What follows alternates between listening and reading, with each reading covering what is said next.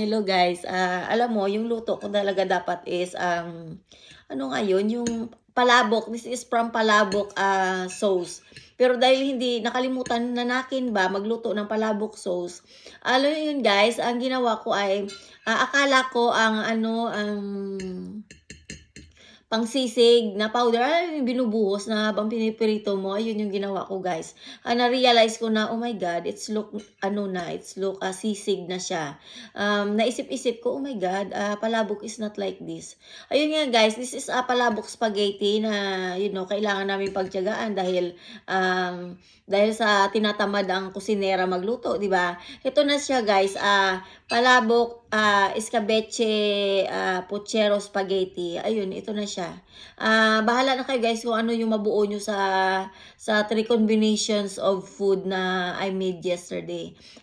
Kung saan ako pa mama, if you make spaghetti, I don't want to eat spaghetti in 3 days. Yung alam mo yung luluto ako ng 1 kilo tapos 3 days mo siyang pakakainin ng spaghetti.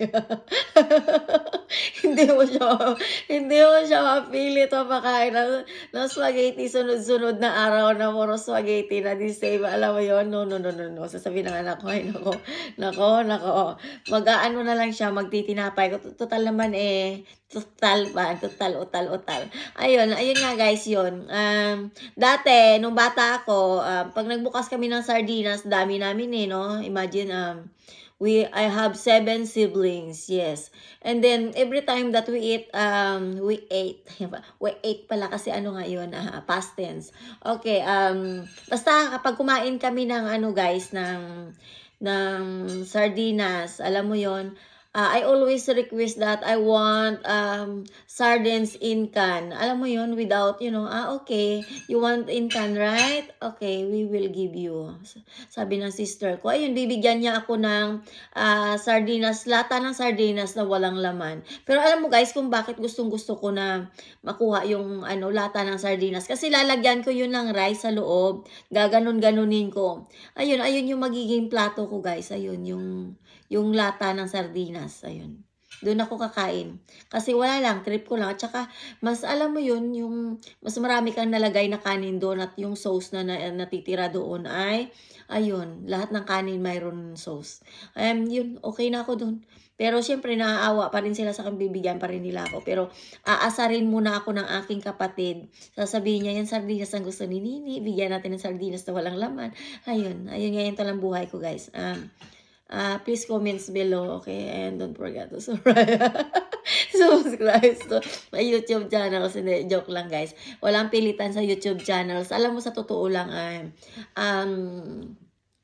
I have a big patience to wait kung kailan ako magkaroon ng subscribers. At ang magkaroon ako ng 177 subscribers is not bad for me. It's a big blessings already. Kaya thank you to all of you. Thank you sa mga subscribers ko na hindi naboboard at pinipilit ang sarili magstay sa YouTube channels ko dahil siguro hindi ako boring. Ayun. Thank you sa inyo guys. God bless you all at sana'y napasaya ko kayo. At minsan kung gusto ko naman singing-singer at kung gusto ko naman maging songwriters, nagpapaka-songwriters naman ako. Diba? Astig no? Ay ngayon nga guys, gagawin ko ay basta may gagawin ako mamaya. Kung gusto ko naman matulog ng whole day, ganun din ang gagawin ko. Kung gusto ko pretend ng kaunga-ungaan, ganun din ako. Hindi, no pretender. It's me. It's real. Tingnan mo. Guys, buhay na buhay pa ako, guys. So, nakita nyo yan. Dati kasi pag ginanon ko, nalusot ang kamay ko. Ito, guys, I'm not a spirit. I'm a real woman. Okay? Woman in love. Tingnan mo, Oo, nalusot, diba? Nalusot. Totoo pala to guys. Kasi sa totoo lang guys, ito yan. 5 fingers yan, diba? Ayun, nalusot. Hala, ghost na ako guys. In your dreams. Joke lang, bye! Have a nice day sa inyong lahat. Hala, nasira na yung vlog ko. Hala, nakakahiya sa YouTube. Paano yan ngayon? Ayun guys, bye. Have a nice day sa inyong lahat. Ano pasaway itong cellphone ko, no? Bye-bye. Love ya. Ingarts.